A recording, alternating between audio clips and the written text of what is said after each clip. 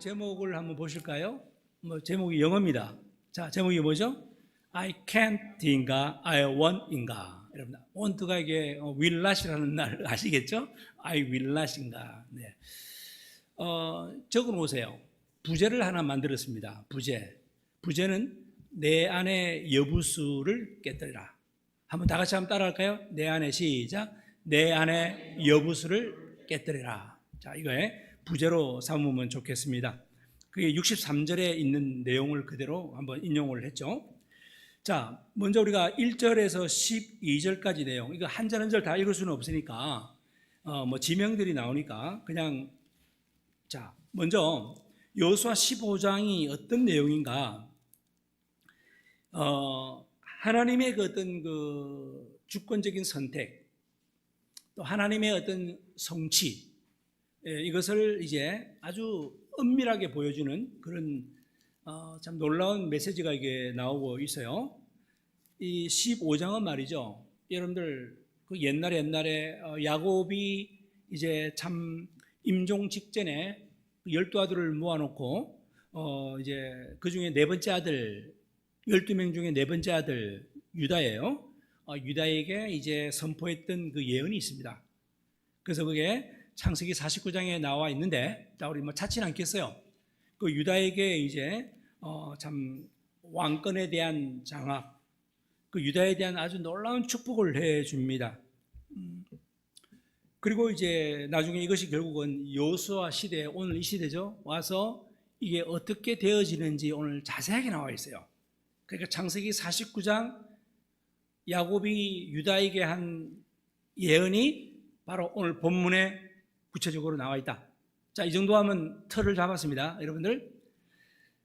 그래서 유다지파의 경계, 유다지파의 성읍들, 아주 토지대장과 같이 촘촘하게 적혀 있어요. 그죠? 여러분 15장 보면 저 20절 이하에 한번 보실래요? 경계 이 지명들이 빽빽하게 나오죠. 그죠? 이건 우리가 다 읽지는 않을 거예요. 이렇게 눈으로만 한번 쭉 보시기 바랍니다. 근데 여기서 우리가 지난번에도 말씀드렸습니다만은 이렇게 상세하게 기록을 한 이유, 이렇게 상세하게 기록한 사실은 바로 이거는 두서없이 한 게 아니에요. 이게 아주 체계가 있습니다. 바로 여기서 깨닫는 것은 우리 하나님께서는 구체적인 영토 위에 정말 실제화 시켰다. 예, 이걸 갖다가 증명하는 하나의 내용이라는 걸 여러분들이 알 수가 있습니다. 자, 아까 유다는 야곱의 몇 번째 아들이라고 했습니까? 제가 네 번째 아들. 네. 근데 영적 장자로 이제 유다가 딱 부상되는 거예요. 원래 루벤이 장자잖아요. 그러니까 루벤은 일단 제껴지죠. 유다가 어떻게 보면 영적인 장자의 모습으로 이스라엘 선두에 서게 됩니다. 아주 유다 지파가 참 중요합니다. 그래서 이제 오늘 이 경계를 나누는데 가장 먼저 유다 지파부터 경계를 나눠요. 유다 지파의 이제 지명이 오늘 자세히 나오지 않습니까? 그래서 우리 잠깐 여러분들 12지파의 경계를 먼저 한번 잠깐 봐요. 오늘 지도를 몇 차례 보겠습니다만은 여러분들 12지파의 경계 한번 잠깐 보실까요, 여러분들? 거기 보게 되면 자, 우리 12지파의 경계 물론 히브리어도 나오고 있는데요. 제일 여러분들이 보는 왼쪽에 제일 아래 노란 바탕, 저게 동그랗게 되어 있죠? 예, 동그랗게 되어 있는 것은 시므온이라고 되어 있습니다. 그리고 전체가 유다라고 되어 있어요, 여러분들. 자, 그 유다 지파 경계가 이렇게 이게 유다 지파의 경계예요. 그 유다 지파 안에 동그란 게 또 어느 지파가 있습니까? 시므온 지파가 있다는 거. 이게 참 특이하죠. 시므온 지파가 땅을 나중에 분배받지 못했어요. 그래서 유다 지파가 워낙 광활하게 받았기 때문에 그 중에 여러 개 성읍을 시므온에게 준 거예요. 나눔이 있었던 거죠. 자, 아무튼 그런 내용들. 그리고 난 다음에 여기 두 번째 지도를 한번 잠깐 보세요. 유다 지파만을 확대한 거예요. 이게 유다 지파만을 확대한 거예요. 이게 자, 아시겠죠? 유다 지파만을 확대했는데 크게 네 가지로 나와 있습니다. 그 네 가지로 나와 있으니까 자, 색깔별로 이렇게 네 가지 나와 있다는 거 아시고, 이걸 나중에 제가 또 나올 때 설명할 때가 있습니다. 이렇게 유다 지파가 나눠지는구나 머릿속에 넣고, 자, 제가 설명을 좀 마저 드릴게요. 지금 여러분들이 유다 지파에 대해서 지금 우리가 자세하게 나중에 좀 살펴는 보겠습니다만은 자, 우리가 몇 절 지금 하고 있는 거죠? 자, 예, 나와 있네요. 자, 우리 여기에 유다 지파는 남쪽, 아까 경계선으로 남쪽, 동쪽, 북쪽으로 이렇게 뭐 나눠지는데 복잡해서 제가 말씀을 드리지 않겠어요? 나중에 또 다시 또 언급할 때가 있습니다. 아까 그렇게 나눠졌구나라고. 그러니까 이게 남쪽으로는 에돔 국경, 동쪽으로는 이제 이런 이 사해 보이죠? 여러분들 사해 보이죠? 사해. 동쪽으로는 저렇게 국경을 딱 띄고 있고, 북쪽으로는 저 여리고, 남쪽 이제 지역 거쳐서 이렇게 아주 명확하게 유다 지파가 이렇게 되어 있다라고 하는 겁니다. 자, 그런데 이걸 우리가 하나하나 다 읽을 수는 없어요. 자, 성경 한번 보세요. 지금부터. 자, 지금 성경 보게 되면 1절만 한번 읽어볼까요? 성경에. 자, 또 시작. 또 유다 자손의 지파가 그들의 가족대로 제비 뽑은 땅에 남쪽으로는 에돔 경계, 그자 보셨죠? 또 남쪽 끝에는 뭐예요? 신광야까지다 해가지고 남쪽 경계, 뭐 북쪽 경계 쭉쭉쭉 내려가요. 그리고 5절에 보시면 동쪽 경계는 염해, 아까 사해 보셨죠? 사해, 그죠? 동쪽 경계는 염해, 사해. 그러기 위해서 이제 그리고 또 7절 한번 다 같이 읽어봐요. 이제는 7절 또 시작. 또 아골 골짜기에서부터 더비를 지나 북쪽으로 올라갔어요. 야, 좋습니다. 여기에 체크할 거는 아골 골짜기를 좀 여러분들이 체크하면 좋겠습니다. 7절에 언급된 이 아골 골짜기 하면 여러분들이 좀 역사적으로 좀 기억해야 될 게 있어요. 뭐냐면은 여러분들 아이성을 점령할 때 그때 아주 처음에 완전히 실패했잖아요. 그 원인이 뭐냐면 여리고를 점령할 때 누구의 범죄? 기억나나요? 여리고를 점령할 때 누가 살짝 물건을 훔쳤죠? 숨겼죠? 누굽니까? 아간의 범죄. 여러분들에게 성경을 조금 사실 좀 이렇게 보셔야 되는데 이 아간의 이 범죄를 기억하셔야 돼요. 왜냐하면 아주 아간의 그 어떤 심판이 임하죠. 아간에게. 그래서 바로 그 아간이 죽은 걸 아골 골짜기라고 이야기해요. 바로 거기는 이제 괴로움과 심판을 안겨줬던 저주와 고통의 자리가 아골 골짜기예요. 근데 이 아골 골짜기가 지금 어디에 편입되어 있습니까? 지금 우리가 어느 지파에 대해서 하고 있죠? 유다 지파에 대해 이게 아골 골짜기가 유다 지파에게 편입되었다. 거룩한 기업인데 지난날 그 어떤 괴로움과 심판, 그 저주의 상징인 이것이 하나님의 언약의 울타리 안에 포함되어 있다. 회복이죠, 회복. 여러분들. 그래서 이건 하나님의 은혜를 우리에게 보여주는 겁니다. 그래서 우리 성경 하나 찾아볼까요? 호세아서 2장 15절 한번 잠깐 보시게 되면 이런 말이 있어요. 호세아 선지자가 뭐라고 했느냐? 다 같이 읽어봐요. 거기서 시작. 거기서 비로소 그의 포도원을 그에게 주고 아골 골짜기로 소망의 문을, 자, 어느 골짜기로 소망의 문이라고? 아골 골짜기로 소망의 문을 삼아 주신다. 여러분, 이렇게 선포하면서 결국은 심판의 자리가 뭐예요? 은혜의 관문이 된다 이 말입니다. 이게 참 놀라운 메시지예요, 여러분. 이게 결국은 나중에 갈보리 언덕 그 십자가의 사건을 우리에게 예표하고 있죠. 한 사람의 범죄로 인해서 초래된 그 진노의 골짜기가 아골 골짜기예요. 그 아간이라는 사람, 한 사람의 범죄로 인해서 진노의 골짜기, 아골 골짜기가 결국은 대속의 심판으로 이루어졌지만, 그러나 이것으로 끝나는 게 아니라 뭐예요? 은혜가 열렸다. 구원의 문이 열렸다. 우리 사실은 이걸 예표로 생각한다면 우리 예수님께서 바로 그 아간의 자리에, 즉 무슨 말이죠? 저주받은 자리에 우리 예수님께서 십자가에서 죽임을 당하심으로 우리 인류에게 영원한 소망을 안겨주었다. 여러분, 이거 여러분들 개인적으로 한번 좀 적용해 보실래요? 나의 현실이 저주예요. 어려움 많아요. 그 저주 같은 악올 골짜기예요. 그렇다 할지라도 우리 예수 그리스도께서 그 악올 골짜기 저주의 자리에서 예수님이 십자가에서 대신 못 박혀 돌아가셨어요. 이걸 믿는다면 그 저주 자리가 소망의 자리로 바뀐 줄 믿기 바랍니다. 이 저주의 자리가 희망의 자리, 회복의 자리, 치유의 자리가 된다는 사실을 알고, 주님, 나의 이 저주의 자리 악올 골짜기에 주여 주의 십자가의 은혜가 임하기를 원합니다. 마음속으로 기도하시기 바랍니다. 하나님의 놀라운 은혜가 임하게 되겠죠. 그리고 8절 한번 보실래요? 8절에 보게 되면, 자, 우리 한번 읽어봅시다. 본문 또 시작. 또 흰놈의 아들의 골짜기로 올라가서 여부스 곧 예루살렘 남쪽 어깨에 이르며 또 흰놈의 골짜기 앞 서쪽에 있는 산 꼭대기로 올라가나니 이곳은 르바임 골짜기 북쪽 끝이, 뭐 지명 복잡한 거 여러분들은 그건 넘어가세요. 제가 딱 말씀드린 것만 기억하면 됩니다. 여기에 체크할 거는 흰놈의 아들의 골짜기. 자, 흰놈의, 뭐 이 말도 어렵죠, 사실은. 그 얘기 무슨 말이냐면요, 8절에 이 흰놈의 아들의 골짜기는 예루살렘 남쪽에 위치한 아주 깊은 협곡이에요. 아주 깊은 협곡인데, 여러분, 이게 역사적으로 보게 되면 상당히 비극적인 장소입니다. 여러분, 그 남유다 아하스 왕 있습니다.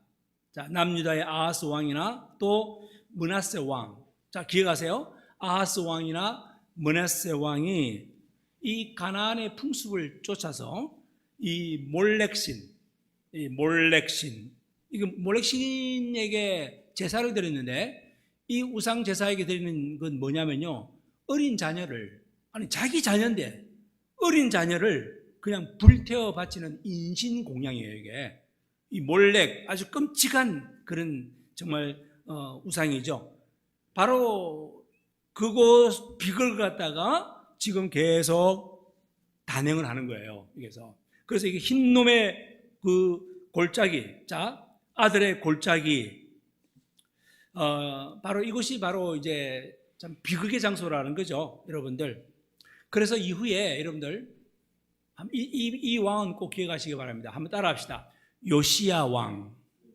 자, 요시야 왕. 그래서 바로 그 장소를 완전히 철저하게, 그러니까 인신공양이 일어나지 않도록 조치를 해요. 그래서 자, 우리 성경을 찾아볼게요. 요시야 왕이 어떻게 했는지 열왕기하 23장 10절 한번 읽어보시기 바랍니다. 자, 열왕기하 23장 10절, 이 요시야 왕입니다. 왕이, 시작. 왕이 또 흰놈의 아들 골짜기에 도벳, 여기 잠깐만, 흰놈의 아들 골짜기의 이름이 뭐냐면 도벳이에요. 도벳, 같은 말입니다. 이 도벳을, 자, 계속 읽어봅시다. 더럽게, 시작. 더럽게 하여 어떤 사람도 몰렉에게 드리기 위하여 자기의 자녀를 불로 지나가지 못하게 한다. 이 말씀 자세히 보세요. 흰놈의 아들 골짜기가 바로 도벳인데, 이 요시야 왕이 그곳에다가 온갖 그냥 막 더럽게 만들어버려요. 제사를 못 지내게 막 불에 태우고 뭐 온갖 쓰레기도 다 태우고 말이죠. 막 냄새나게 하고, 그래서 거기에 더 이상 인신공양, 어린 자녀들을 불로 태우는 제사를 못 드리도록 한 왕이 나가신, 어느 왕이다? 요시야 왕이다. 아주 선한 왕이죠, 여러분들. 요시야 왕, 그건 여러분들이 꼭 기억하면 좋겠어요. 그래서 이제 그 막 구더기가 들끓는 아주 불결한 장소를 이제 요시야 왕이 다 이제는 정말 없애버렸다라는 거예요. 자, 이러한 역사적인 배경을 좀 우리가 알고, 결국은 뭐예요? 이것이 나중에 예수님 시대에, 신약 시대에 어떻게 이게 바뀌었냐? 여러분, 이 예수님 시대에는요, 지옥에 대한 실제적인 비유를 말하는데, 한번 따라 하시겠어요? 자, 자, 게헨나, 시작. 게헨나.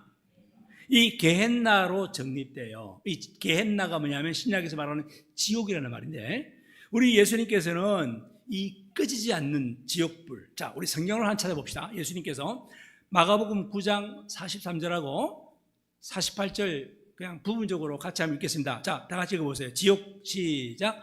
지옥, 곧 꺼지지 않는 불에 들어가는 것보다 나으니라. 그 다음에 거기에서는 구더기도 죽지 않고 불도 꺼지지 아니한. 여기 지옥이 뭐냐면요, 이게 바로 게헨나예요. 게헨나. 이 게헨나가 지금 말씀드린 흰놈의 아들의 골짜기, 바로 그 장소 도벳, 구약에서 쓰였던 장소가 그걸 비유해서 이게 오늘 신약에는 뭘로 바뀐다? 게헨나로 바뀌어요. 우리 결의하니 여기 나중에 문제 답이 나온다. 게헨나 저거 하나 나오지. 자, 그 이제 여러분 이걸 꼭 기억하시면 좋겠어요. 흰놈의 아들 골짜기. 여기서 우리가 어떤 걸 배웁니까? 이게 바로 뭐냐면 유다 지파 안에 들어가 있다는 거예요. 지금 우리가 유다 지파 경계를 하고 있잖아요. 유다 지파 안에 이게 정말 하나님의 극진한 그런 은혜, 그죠? 거기 아골 골짜기가 들어갔고, 그래서 이게 은혜로 바뀌잖아요. 그리고 또한 뭐가 들어갑니까? 지금 우리가 다루고 있는 게 흰놈의 아들의 골짜기. 바로 이게 심판 아닙니까? 심판. 그러니까 이게 은혜와 심판이, 자 보세요. 은혜와 심판이 막 그런 교차하는 접경지대, 바로 유다 지파의 경계 안에 이게 다 들어가 있더라. 네. 자, 이렇게 해서 아까 지도 볼 때 여러분들 유다 지파 안에 동그랗게 또 따로 있는 지파 어느 지파라고 했죠? 시몬. 오케이. 이제 이렇게 다 아시면 좋겠어요. 이제 시몬의 이 영토 이제 나오는데 이게 유다 지파가 공유합니다. 공유. 그 연대하죠, 서로. 이것이 참 생각할 때 공간적인 나눔인데요. 여러분, 여호수아 19장 1절과 9절 말씀 한번 찾아봅시다. 자, 여호수아 19장 나중에 볼 거지만 우리 한번 미리 보세요. 어떻게 됐나? 자, 둘째로, 자, 시작. 둘째로 시므온 곧 시므온 자손의 지파를 위하여 그들의 가족대로 제비를 뽑았으니 그들의 기업은 유다 자손의 기업 됐나요? 여기서 뭐라고요? 어느 기업 중이라고요? 유다 자손의 기업 중이다. 그 다음에 또 읽어봐요. 시므온 시작. 시므온 자손의 이 기업은 유다 자손의 기업 중에 취하였으니 이는 유다 자손의 분깃이 자기들에게 너무 많으므로 시므온 자손이 자기의 기업을 그들의 기업 중에서 받음이더라. 이제 명확하게 됐죠? 이해됐죠? 시므온이 그게 덩그러니 있는 게 이해되죠? 성경에도 이렇게 확실하게 우리에게 말해주고 있습니다. 여러분, 시므온 지파는요, 독자적인 어떤 국경을, 자기 지역을 분배받지 못했어요.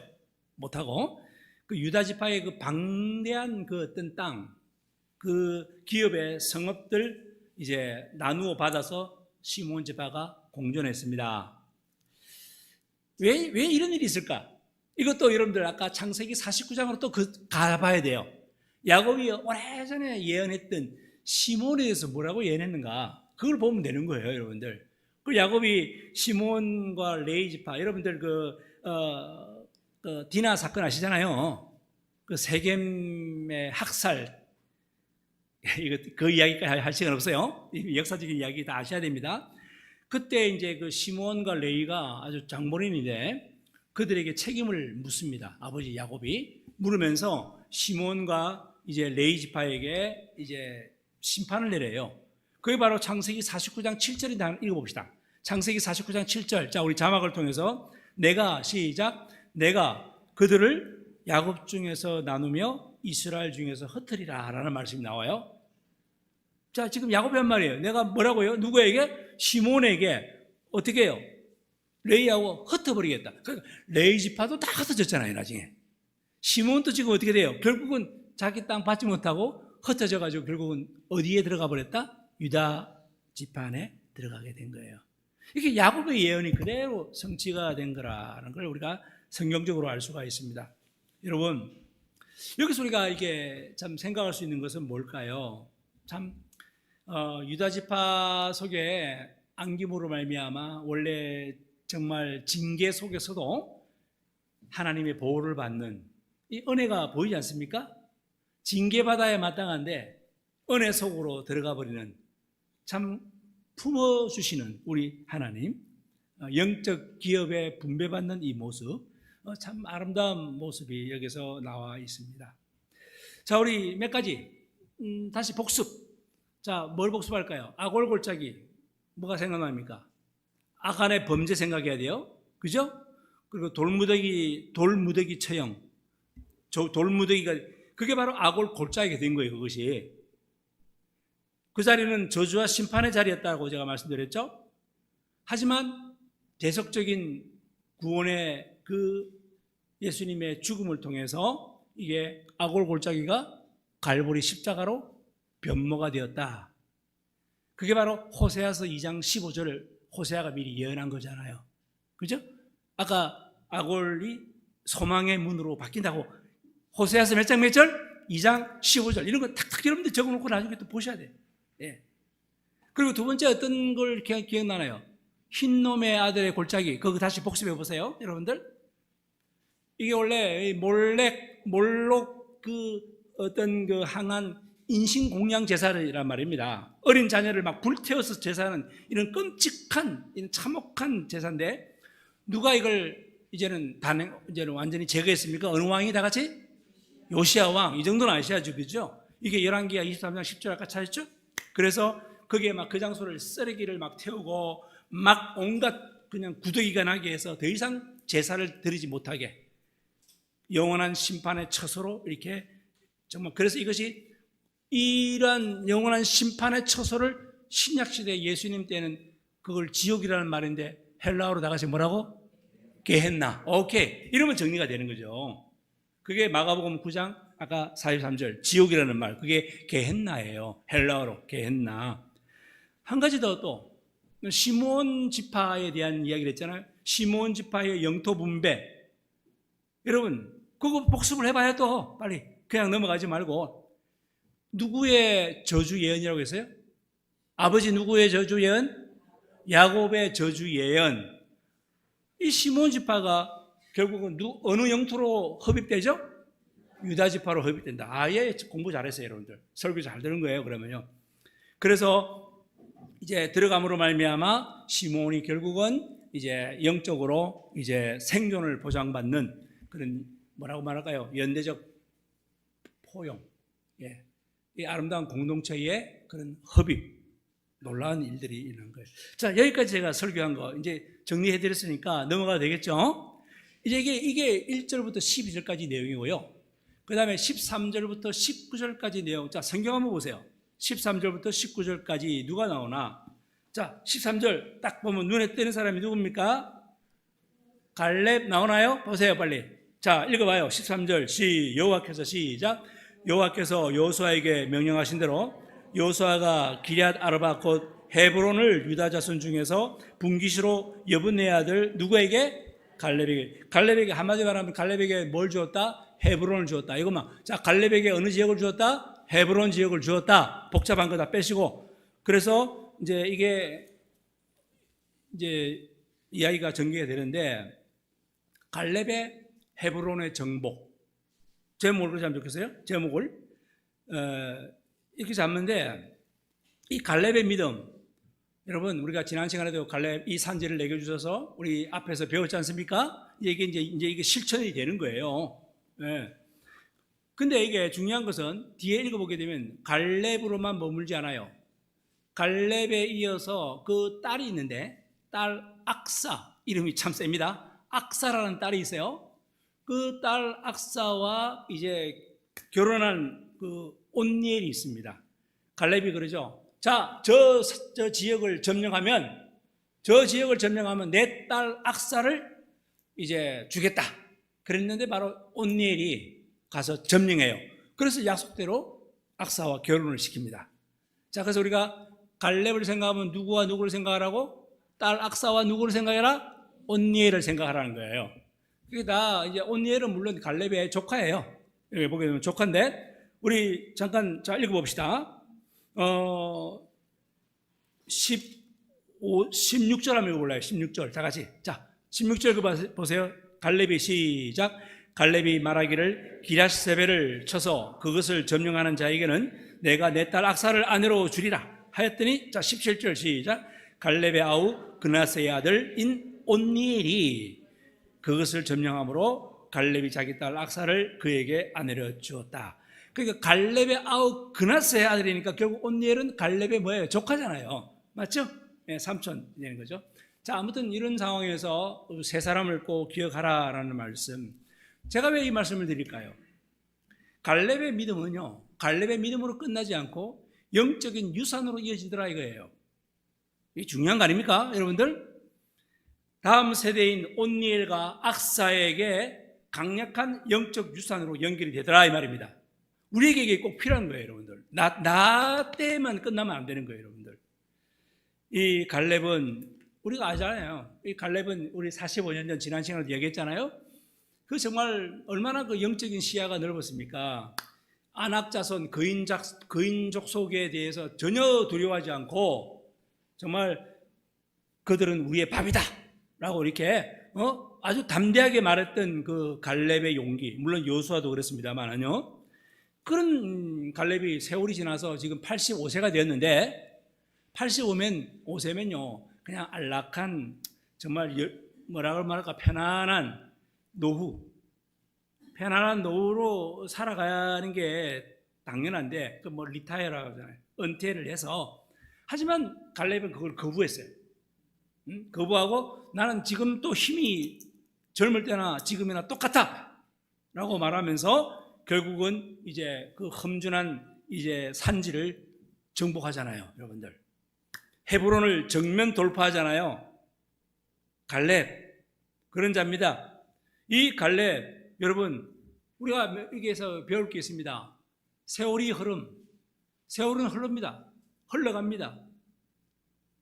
우리 연세대 김영석 교수님 107세에 얼마 전에 나와서 인터뷰하는 걸 우리가 좀 보았는데요. 참 훌륭한 분이죠. 예, 여전히 후배들에게 귀한 말씀을 해주고 있는 그 모습이 참 아름답습니다. 세월의 흐름에 따라서 자꾸만 우리의 이런 신앙이 후퇴해서는 안 된다는 거예요. 예, 하나님의 사역을 위해서 끊임없이 우리의 삶을 재구성해야 됩니다. 재구성. 정말 그 나이와 환경의 한계를 뛰어넘는 이 신앙의 야성.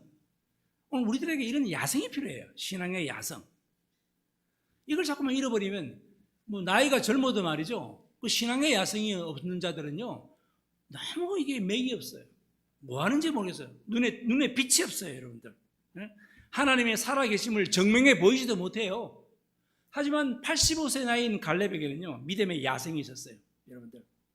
이러한 야성, 여러분 교회사적으로 보게 되면요 우리 뭐 몇 사람 제가 예를 들 수 있어요. 꼭 갈렙뿐만 아니라 이 세기에 여러분들 그 서머나의 주교 폴리갑 유명한 순교지 않습니까? 폴리갑. 이 폴리갑 그가 이제 화형을 당하기 전에 그래요. 당신이 믿는 예수를 부인하면 살려줄 것이다. 그랬더니 이 폴리갑이 한 말, 그 유명한 말 있지 않습니까? 내가 지금 86년간 그분을 섬겼지만 그분은 나를 한 번도 배신한 적이 없는데 내가 어떻게 배신하겠느냐 하면서 그냥 불에 다 죽은 거 아니겠습니까? 폴리갑. 네. 그 노년의 신앙적 위험을 증명했죠. 또 우리가 감리교 운동의 창시자 아시죠? 누군지? 예, 그 존 웨슬리. 감리교 창시자잖아요. 이 웨슬리 이야기는 뭐 너무 잘 압니다. 그도 85세, 86세의 그 노년의 시기에도 전혀 눈이 흐리지 않고 기력이 쇠하지 않고, 그래서 이 존 웨슬리의 일기가 공개됐는데 그의 일기에 보게 되면 자신은 매일 새벽 예배 설교와 새벽 기도, 정말 이걸 전도를 멈추지 않는 이 불꽃 같은 삶을 살았던 그 일기가 지금 또 공개되고 있어요. 존 웨슬리에 대한 85세 6세의 나이에 여러분들. 그리고 우리가 잘 아는, 제가 종종 예를 들죠. 구세군 창시자 그게 누구냐면 윌리엄 부스예요. 윌리엄 부스. 이 구세군의 창시자 윌리엄 부스도요 마지막 노년의 육체적인 그 연약함, 그 막 쇠약 상실 앞에서 뭐라고 하는 줄 알아요? 나는 은퇴하지 않았다.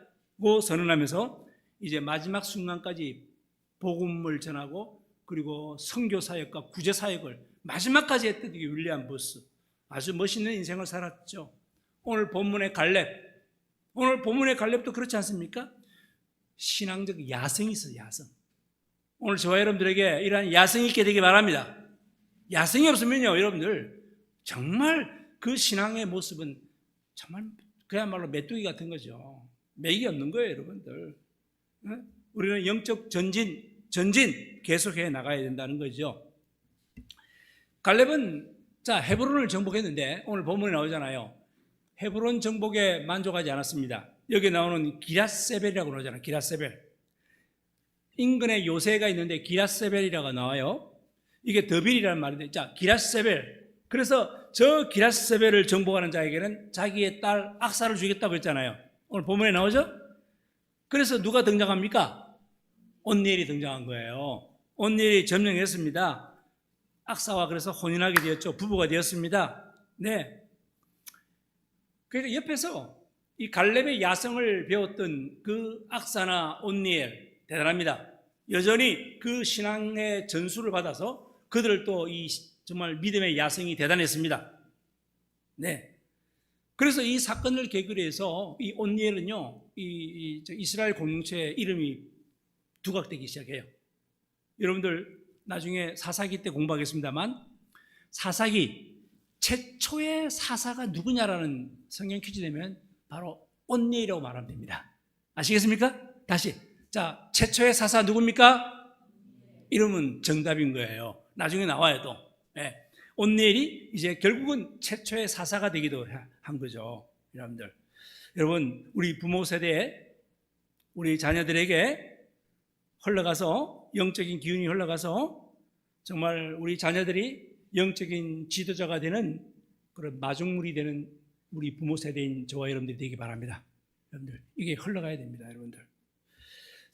이렇게 해서 오늘 본문을 보니까 온니엘은 그렇고 이 악사에 대해서 한번, 딸 악사도 보통이 아니네요. 이 딸 악사가 혼인했습니다.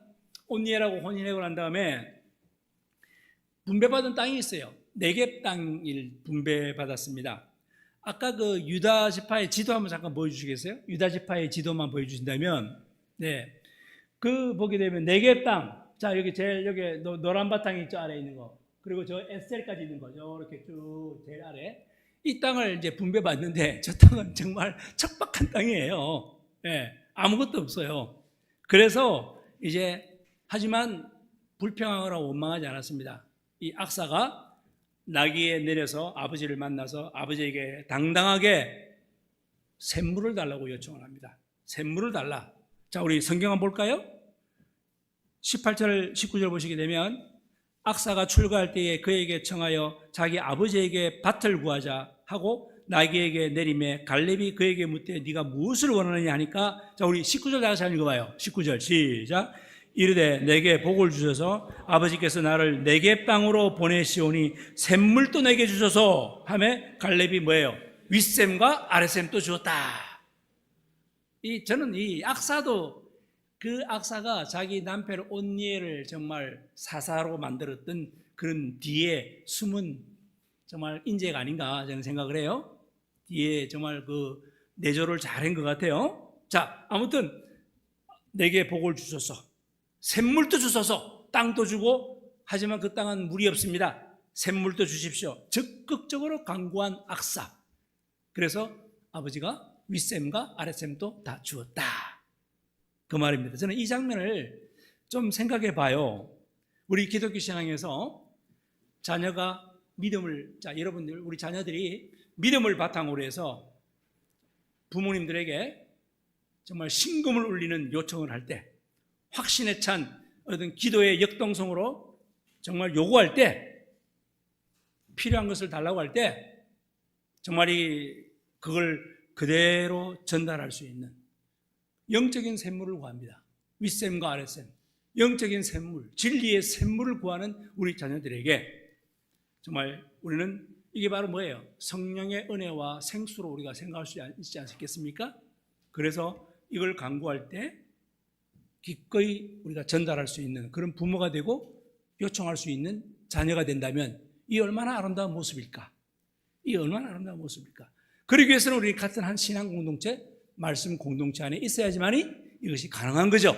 따로 놀면 안 되는 거예요. 네. 부모는 열심히 신앙생활하는데 자녀들은 전혀 신앙생활하지 못한다면 이러한 요구와 요청과 이러한 것이 관계가 이루어지지 않습니다. 여러분들 얼마나 중요한 내용인지 모르겠습니다. 자, 이렇게 해서 우리가 이제 19절까지 넘어갔습니다. 이제 다음 성경을 보세요. 20절부터요 62절까지. 여러분들 한번 성경 보세요. 20절부터 몇 절까지요? 62절까지 이제는 다루겠어요. 이거 뭐 어떻게 읽지는 못하겠습니다. 지명 어떻게 읽겠습니까? 그런데 여러분 자세히 한번 보세요. 유다 지파에게 분배된 성읍들인데 이게 무작위로 나열된 게 아니에요. 다시 한번 그냥 무작위로 막 적은 게 아니라 이 말입니다. 그게 아니고 가나안 지역의 독특한 어떤 지리적 기후와 특성을 살려서 지형적인 특성에 맞게 이렇게 체계적으로 분류되어 있다는 걸 아셔야 돼요, 여러분들. 제가 말씀해 드릴게요. 어떻게 체계적으로 되어 있는지. 그래서 그렇게 마구잡이가 아니라 그런 식으로 체계적으로 되어 있다. 자, 첫 번째. 여러분들 다시 한번 자 우리 또 지도 한번 또 보여주세요. 유다 지파만의 지도 보면서 합시다. 저 밑에 남방 네게브 자 나오죠? 제일 아래 노란 바탕에 네. 남방 네게브 이건 아주 극최하 남단 지역입니다. 이게 바로 21절부터 32절까지의 지명이에요. 다시 한번 21절부터 몇 절까지요? 성경에 32절까지 가지고 남방 네게브의 지역의 지명 성 이름이 나와요. 그 성은 우리가 다 자세히는 모르니까 제가 여기서 그냥 지역은 저기 통틀어서 저렇다라는 걸 아시면 좋겠어요. 그곳에서는 에돔 접경 지역에 아주 척박하고 강수량이 아주 매우 적은 황량한 건조지대라고 아까 말씀을 드렸죠. 그래서 이제 바로 그래서 아까 악사가 샘문을 요구하는 그게 말이 맞아 들어가는 거예요, 여러분들. 그리고 두 번째 지도를 보시게 되면 자 이렇게 해서 오른쪽으로 보세요. 저게 에드드와 라존, 가드, 리브나 노란색 보이나요? 노란색 보이시죠? 바로 그게 바로 평지 구릉 샤팔라 지대 그래요. 평지 구릉 샤팔라 평지 구릉지대다 이렇게 정도 생각하면 되겠습니다. 그래서 이게 지중해 연안 왼쪽에 지중해 보이잖아요, 그죠? 지중해 그 연안의 해안 평야 펼쳐져 있고 그리고 저기는 아주 비옥합니다.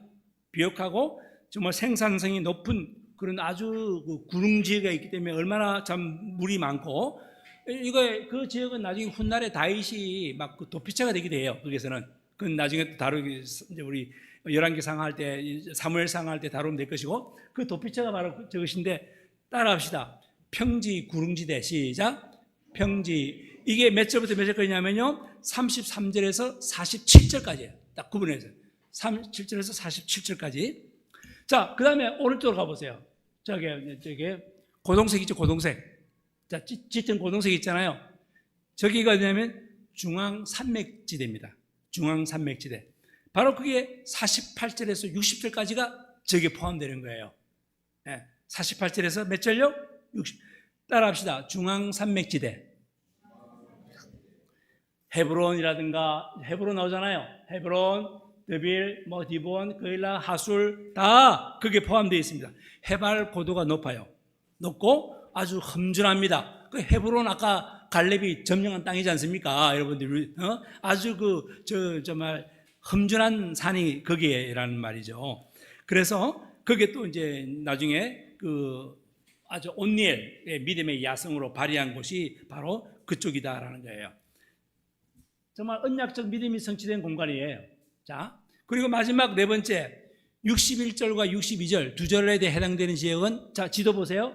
오른쪽에 보세요. 엔게디 보이나요? 엔게디에서 쭉 길게 되어 있는 거 벳아라바 하솔에서 자 보여요 여러분들?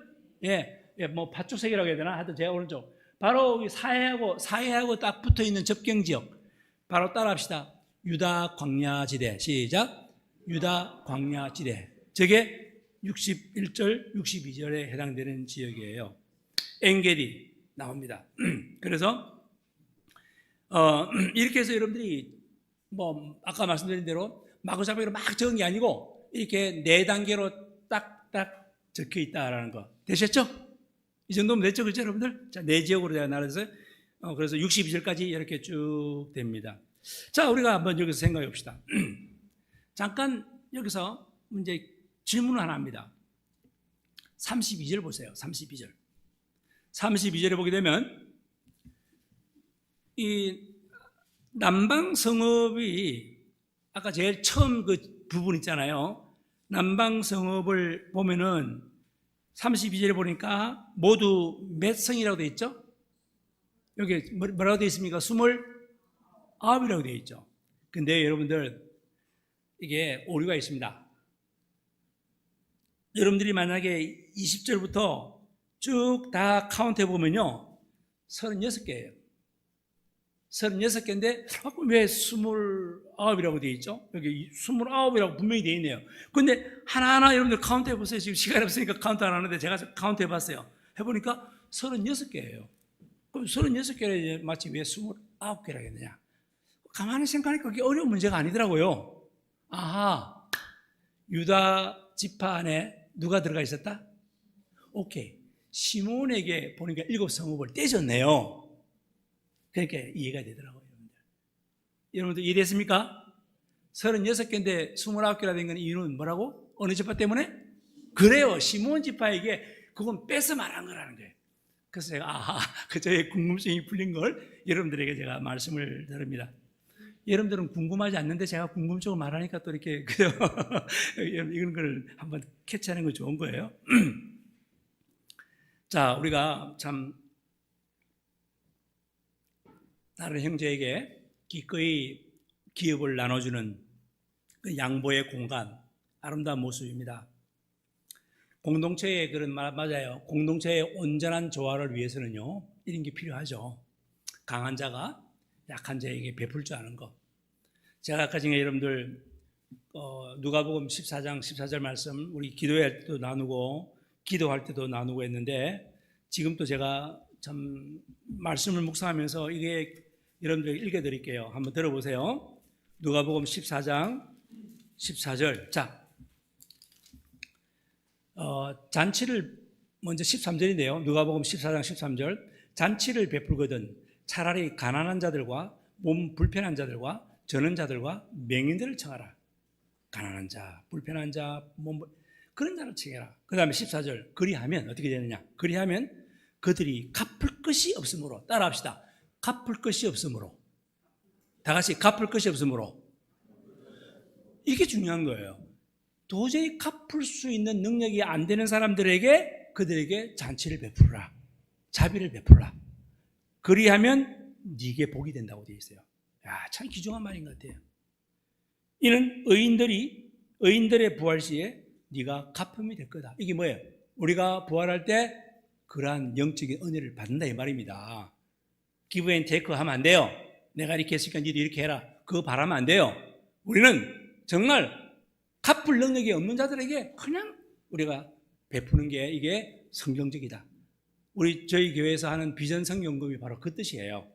전혀 갚을 능력이 없는 자들에게 뭐 선교사님이나 또 우리 연세 드신 분들이나 기타 여러 어려운 분들에게 이걸 흘려보라는 게 이게 우리 주님께서 너무나도 기뻐하시는 걸 확신하기 때문에 이런 비전 성경금은 계속 하는 거예요. 개척 초기 처음부터 지금까지 그걸 안 한 적이 없잖아요. 자, 아무튼 이야기가 조금 딴 방향으로 샜습니다만은 여기에 보면 제가 이 유다 지파를 볼 때 정말 그런 모습이 보이더라고요.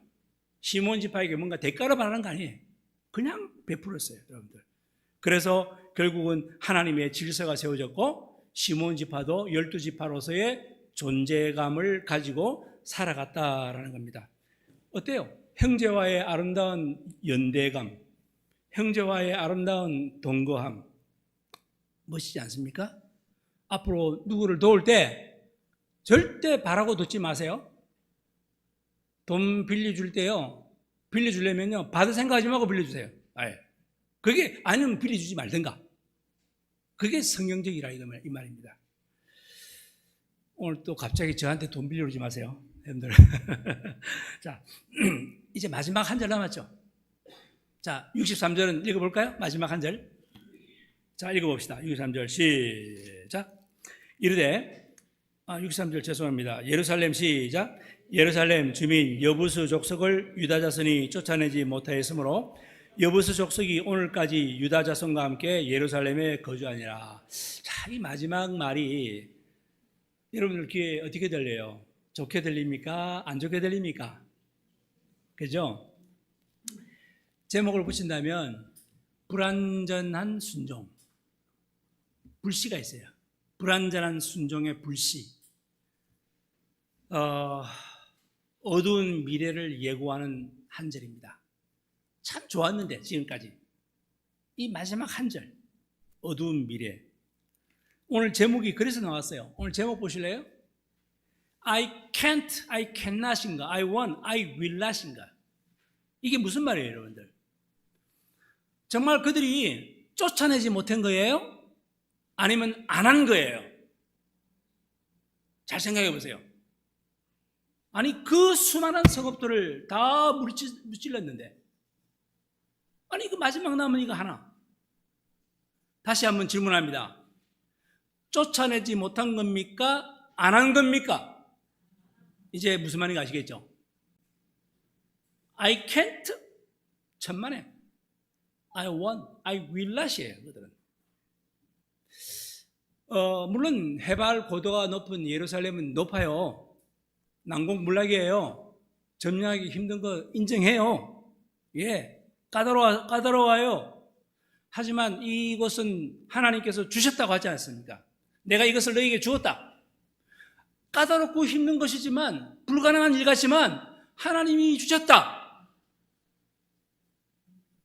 하나님이 선포가 있었습니다. 아니, 그런데 왜 여부수 족속을 점령하지 않습니까? 아휴, 우리가 여기까지 했는데 이거 하나 있다고 해서 그렇게 큰 문제가 없을 거야. 괜히 저걸 점령하다가 우리 수많은 군대들이 죽으면 어떡해, 군사들이. 난공불락인데 그냥 저거 내버려두자. 저거 없어도 우리는 지금 다 점령했잖아. 저거 없어도 문제 없잖아.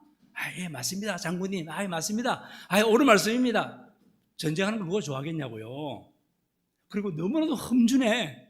예루살렘 저 성읍은 너무나도 험준하다고. 분명히 그런 심리적인 요소가 작용했을 것 같습니다. 그러니까 이것은요, 어떤 물리적 힘의 부족이 아니에요. I cannot이 아니라 이 말입니다. 믿음의 부족, 영적 태만입니다. I will not이에요. I want. 여러분들, 저는 여러분들에게 단도직입적으로 묻습니다. 저를 보세요.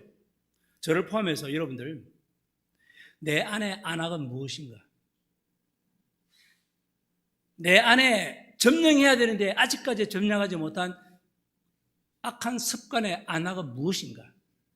분명히 해야 되는 걸 알면서도 안 하고 있는 게 그게 뭔가? 난 I cannot. 할 수 없어. 내 행편을 봐라. 내가 할 수 있나? 그게 아니라니까요. 내가 I will not이에요, 여러분들. 그건 믿음의 부족이에요. 영적인 태만이에요. 눈앞에 보이는 거기에 내 계산이 따른 거죠. 눈앞에 뻔히 보이는 계산. 야, 이거 내버리면 내가 이번 달 내가 적자인데. 그건요, 내가 안 한 거예요. I cannot이에요, 그건요. 여러분들, 이러한 영적인 적들, 안악이 무엇입니까? 이걸 깨달으란 말이에요. 이걸 해결하지 못하면요, 계속 영적 태만함이 옵니다. 이걸 해결하지 못하면 영적 무능함이 생깁니다. 도덕적 타락으로 갈 수 있어요. 컴프로마이즈가 생깁니다. 적당히 타협해요. 이까짓 거 안 한다고 했어. 내가 다른 거 열심히 하는데 성도님들 잘 들어보세요.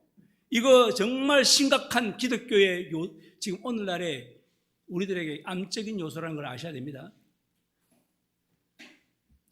1859년입니다. 잘 들어보세요. 영국의 식민지였던 그런 오스트레일리아, 호주죠. 오스트레일리아의 그 빅토리아주, 그 바론 파크, 공원이 있습니다. 바론 파크, 유명하죠. 거기에 살던 이주민, 토마스 오스틴이라는 사람, 토마스 오스틴. 이 사람이 이제 자기가 늘 고향에서 즐기던 그런 전통 사냥 스포츠가 있어요. 전통 사냥 스포츠. 이걸 다시 오스트레일리아에서, 호주에서 재현하고 싶어서, 그런 지극히 개인적인 욕망이죠. 자기가 사냥을 좋아하니까. 그런, 이게 사냥 스포츠잖아요. 그죠? 그래서 영국에서 말이죠, 야생 토끼를 24마리를 들여왔습니다. 24마리 중에서 이 암토끼가 5마리, 그리고 11마리 수토끼를, 그 24마리를 들여왔습니다. 이걸 갖다가 그 넓은 그런 바론 파크에 방사했어요. 네. 당시 오스틴은 이 광활한 대지에 고작 24마리, 이런 초식동물 풀어놓는 행위가, 이게 별 대다수겠어? 근데 이것이 불러올 대재앙을 몰랐던 거죠. 예측을 전혀 못했던 거예요. 오스트레일리아는 상당히 온화한, 겨울에도 얼마나 기후가 온화한지 몰라요. 토끼들이요, 그러니까 연중무휴 번식을 하는 거예요. 연중무휴 계속 번식을 할 수 있는 최적의 환경을 갖춘 곳이에요. 문제는 뭐냐면, 그 토끼의 그 기하급수적인 그런 번식을 억제할 만한 어떤 포식자가 없는 거예요. 그곳에는. 그 어떤 결과인 줄 알아요? 최초에 방사된 24마리의 토끼가 무서운 속도로 정식하고 번식해서 불과 몇십 년 만에, 여러분들, 그 넓은 땅, 호주가 얼마나 넓습니까? 대륙 전체를 완전히 잠식했어요, 토끼로. 네. 그래서 나중에는 1920년이 돼가지고 너무 심각하니까 이 토끼 개체수가요, 놀라지 마세요. 1920년에 몇십 년 만에, 그러니까 토끼 개체수가 얼마인 줄 알아요? 1억 10억도 아니에요. 통계 나왔는데요, 100억 마리가 됐대요. 100억 마리. 말이 되나요, 여러분들? 그 정도로 기하급수적으로. 그러니까 온갖 걸 다 갉아먹지 않나, 그냥 묘목의 뿌리까지 다 갉아먹고, 식생의 이런 온갖 것 다 이렇게 심각한 어떤 그런 토양 유실, 그러다 보니까 이 사막화가 되는 거예요. 땅이 점점 황폐하게 되는 거예요.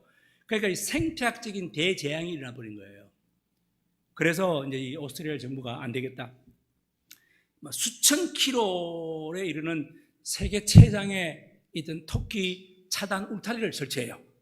완전 수천 킬로를 토끼 울타리, 이제 더 이상 못 가게 울타리를 건설해서 이 생화학적 바이러스를 이제 그게 주입시켜서 결국은 토끼 개체수를 완전히 줄여버리는 그러한 실제적인 역사가 있다는 것, 여러분들. 제가 왜 이런 이야기를 할까요, 여러분들? 이 예루살렘의 여부스 족속을 방치한 그 결과가 영적으로는 이게 완전히 완벽히 일치가 되어 있지 않습니까, 여러분들? 이 작은 습관 하나쯤이야 제발 좀, 참 예배 첫 시간에 보니까 진짜 10명도 안 앉아 있어요. 이게 말이 됩니까? 정말 왜 이렇게 우리가 예배가 이렇죠?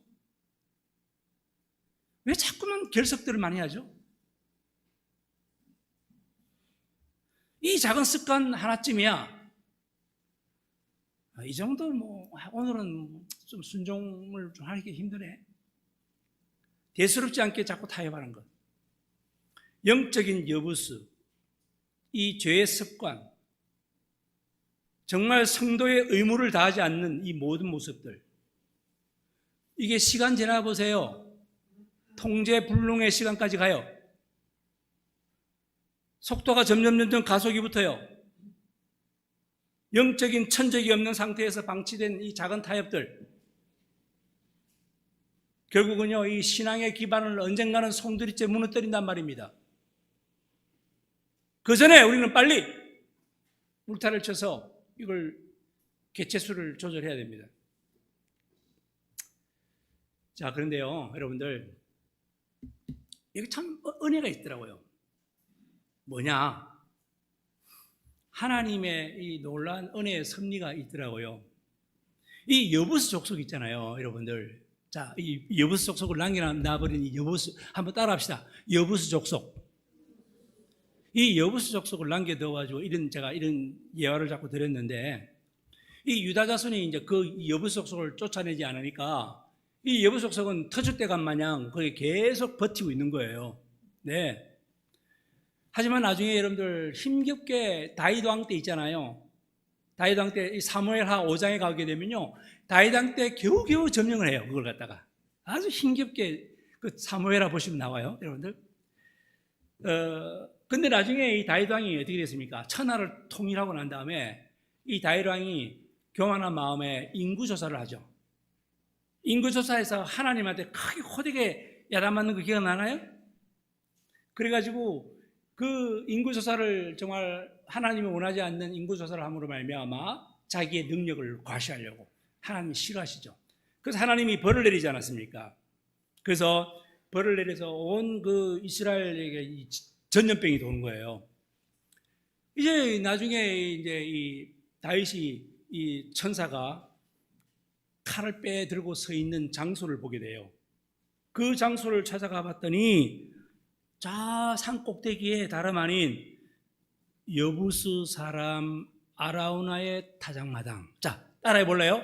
여부수 사람 아라우나의 타작마당. 시작. 여부수 사람 아라우나의 타작마당. 자, 한번 성경 찾아볼게요. 그냥 성경을 보세요. 사무엘하 24장 18절. 이거 한번 중요한 구절입니다. 다 같이 읽어봐요. 이날에 시작. 이날에 갓이 다윗에게 이르러 그에게 아뢰되 올라가서 여부수 사람 아라우나의 타작마당에서 여호와를 위하여 제단을 쌓으소서. 지금 전염병이 막 돌고 있는데 여호와의 재앙으로 말미암아 아라우나의 타작마당 거기에서 제사를 드려라. 근데 그 앞에 뭐가 붙어? 어느 사람? 이게 중요한 거예요. 여부수 사람. 여러분, 마땅히 없어져야 될 그 여부수 족속. 근데 나중에 다윗이 다 점령하고 난 다음에 이제 뭐 그들도 이제 적당히 살게 했겠죠. 산골 깊은 데 사는데 알고 봤더니 그 땅이 여부수 사람의 땅이야. 여러분들 어때요? 결국은 하나님께서 이 연병을 거치고 심판을 거치게 한 은혜의 자리가 된 곳이 바로 여부수 사람의 땅 아라우나의 타작마당에 그곳에 제단을 쌓게 했다는 것. 근데 이걸로 끝나는 줄 아세요, 여러분들? 그걸로 안 끝나요. 이게 나중에 어떻게 확장되느냐? 자, 좀 더 확장해서 말씀해 볼게요. 다윗 다음에 누가 왕이죠? 여러분들, 솔로몬이죠. 그 아들 솔로몬이 왕 때 여러분들 어떤 일이냐? 자, 성경을 찾아봅시다. 이제 시간이 있기 때문에 역대하 3장 1절 다시 읽어봐요. 역대하 3장 1절 다 같이 솔로몬이 시작. 솔로몬이 예루살렘 모리아 산에 여호와의 전 건축하기를 시작하니 그곳은 전에 여호와께서 그의 아버지 다윗에게 나타나신 곳이요 여부수 사람 오르난의 타작마당에 다윗이. 이해되세요? 옛날에 전에 아버지가 그때 여호와의 연병이 재앙이 임할 때 여부수 사람 아라우나의 타작마당에 그곳에 서서 그것을 사서 그 장소가 이제는 뭐가 되었다? 그 아들 솔로몬이 바로 그 자리에 솔로몬의 여호와의 성전을 지은 장소가 되었다. 이야, 여러분 뭘 느끼시나요? 이 인간의 불완전한 순종과 인간의 비겁한 타협이 그게 남겨두었던 것으로 저주로 끝나지 않았고, 사랑하는 성도님들, 여러분들의 그 마음속에 있는 이 거인족, 여부수족, 내 마음속에 있는 이것을 이제는 다시 한번 끄집어내어서 해결해서 이곳에 하나님의 아름다운 성전이 세워지는 그 자리가 되기를 바랍니다. 고쳐야 됩니다. 회개하기 바랍니다. 그냥 두지 마세요. 방치하지 마세요. 이걸 끄집어내서 마땅히 해야 될 도리를 하십시오. 교회를 보세요. 여러분들이 교회를 보세요. 교회가 지금 어떻게 돌아가고 있는가? 이래도 되는가? 나 한 사람쯤이야. No. 여러분 한 사람이 중요한 거예요. 엄청 중요한 거예요. 자, 그래서 오늘 말씀을 이 정도에서 마치고요. 이제 이 결론과 이 여러 가지 실천 적용은 제가 하지 못했는데 마지막 한 말씀만 드리고 마무리할게요. 우리는 종종 죄의 습관이나 삶의 문제 앞에서 난 이거 도저히 바꿀 수 없어. 난 이거 못해. 목사님 자꾸 하라는데 난 이거 못해. I cannot. 그렇게 말하지만요, 좀 더 정직해지기 바랍니다. 하나님께서요, 너 해봐라. 내가 능력 주겠다 하잖아요. 너가 한번 해봐라. 내가 너에게 더 쏟아부어 주겠다 하지 않습니까? 하나님이 분명히 말씀하셨는데 약속하셨거든요. 근데 자꾸만 여러분들 뭐예요? 하지 않는 거예요. I will not인 거예요. I want 거예요. I will not이었던 거예요. 철저히 회개하셔야 됩니다, 여러분들. 그래서 어떤 결과가 있는지 오늘 말씀을 듣는 우리는 알 수가 있죠. 다 같이 여러분들 기도하시기 바랍니다. 이 시간 말씀 붙잡고 한번 같이 기도하기를 원합니다. 오늘 상당히 긴 본문이었지만 여러 가지 중요한 메시지를 우리가 한번 간략하게 살펴보았습니다. 이 여호수아 15장 말씀을 통해서 나의 영적 주소를 정직하게 여러분들이 한번 직면하게 되기를 바랍니다. 실패와 상처로 얼룩진 악을 골짜기를 예수님의 십자가의 대속으로 말미암아 소망의 문으로 바꿔주신 것 감사해야 되겠죠? 더 이상 과거의 아픔과 죄책감에 우리가 주저앉지 말기를 바랍니다. 여러분들의 현실의 상황, 어려운 상황에 주저앉지 마시기 바랍니다. 다시 일어서시기 바랍니다. 이 갈렙이 가졌던 거룩한 이 영적 야성, 여러분들 안에도 불일 듯이 일어나게 되기를 바랍니다. 내 이 나이에 나 같은 게 내같이 연약한 게 뭐 이러지 마십시다. 이거 영적 게으름을 우리가 회개하시고 나의 환경과 상황의 그 한계를 핑계 삼지 말기 바랍니다. 우리가 주어진 사명이 있습니다. 여러분들이 각자 처해진 그 모든 상황대로 사명이 있습니다. 그 사명을 향해서 우리가 날마다 내 삶을 재구성해서 정말 우리가 이 시간 비록 척박한 땅, 네겝과 같은 땅을 만난다 할지라도 그곳에서 우리가 정말 이 갈렙의 딸처럼 샘물을 달라 담대하게 외쳐서 윗샘과 아랫샘을 제공받는 여러분들, 이 시간 그러한 기도의 응답이 저와 여러분들에게 있게 되기를 바랍니다. 하나님 아버지, 나의 내면에 도사리고 있는 은밀한 타협, 죄의 습관, 해야 되는 줄 뻔히 알면서도 안 하는 나의 이 악한 습관, 내 안의 여부수 족속, 이것을 예수의 이름으로 선포하며 깨뜨립니다. 어쩔 수 없다, 할 수 없다, I cannot이라는 거짓 핑계에 뒤에 숨어서 주님의 능력을 신뢰하지 않고 이러한 잘못을, 죄를 방치했던 나의 영적 태만, I will not이라고 말했던 이것을 용서하여 주시옵소서. 작은 타협이 나의 영적 생태계를 파괴하기 전에 이 시간에 단호하게 끊어내고 온전한 순종의 자리로 나아가게 하여 주옵소서. 나의 능력과 무기로는 할 수 없습니다. 영적 유다지파의 사자이신 예수 그리스도께 십자가 위에서 이미 완벽한 승리를 거두었음을 선포합니다. 우리는 그 확보된 승리를 대장 되신 예수님의 이름으로 힘입어 이 시간 내가 마주한 삶의 자리를 거룩하게 정복하게 되기를 원합니다. 그래서 은혜의 지경을 넓혀가기 원합니다. 주여, 이 시간 머리 숙인 당신의 백성들에게 이 우리의 모든 굳어진 마음들을 깨어지게 하시고 말로만 하는 결단이 아니라 삶의 행동이 변화되는 능력이 임하는 우리 모두가 되게 하여 주시옵소서. 주님의 보혈의 손길이 우리 모두에게 임하여 주시옵소서. 역사가 일어나게 해 주시옵소서. 치유가 일어나게 해 주시옵소서. 은혜가 임하게 하여 주옵소서. 예수님 이름으로 간절히 기도드렸습니다. 아멘.